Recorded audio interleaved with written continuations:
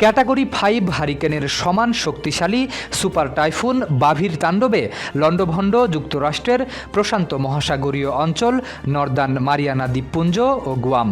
সবচেয়ে বেশি ক্ষতিগ্রস্ত হয়েছে ছোট্ট দ্বীপ রোটা। ভেঙে পড়েছে যোগাযোগ ব্যবস্থা, বিদ্যুৎ বিচ্ছিন্ন অনেক এলাকার বাসিন্দারা। আবহাওয়া সংস্থার তথ্য অনুযায়ী টাইফুনটির কেন্দ্র সরাসরি রোটা দ্বীপের ওপর দিয়ে অতিক্রম করেছে। এ সময় বাতাসের গতিবেগ ছিল ঘণ্টায় সর্বোচ্চ 290 কিলোমিটার। ঝড়ের আগে রোটার প্রায় 1500 বাসিন্দাকে নিরাপদ আশ্রয়ে যেতে নির্দেশ দেওয়া হয়। স্থানীয় কর্মকর্তারা জানিয়েছেন, প্রবল বাতাস ও বন্যায় বহু ঘরবাড়ি এবং স্থাপনা ক্ষতিগ্রস্ত হয়েছে। সবচেয়ে বড় উদ্বেগ এখন বিদ্যুৎ ব্যবস্থা নিয়ে।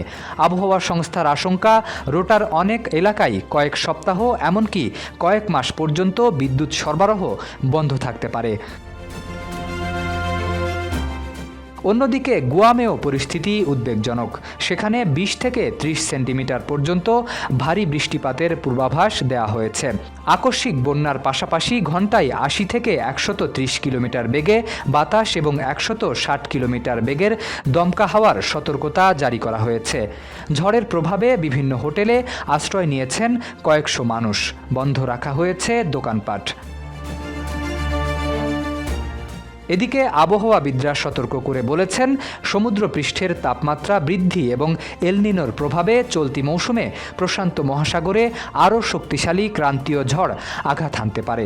ফলে সামনের দিনগুলোতেও ঝুঁকিতে থাকছে এই অঞ্চলের দ্বীপগুলো। শরীফ উদ্দিন, ইত্তেফাক নিউজ।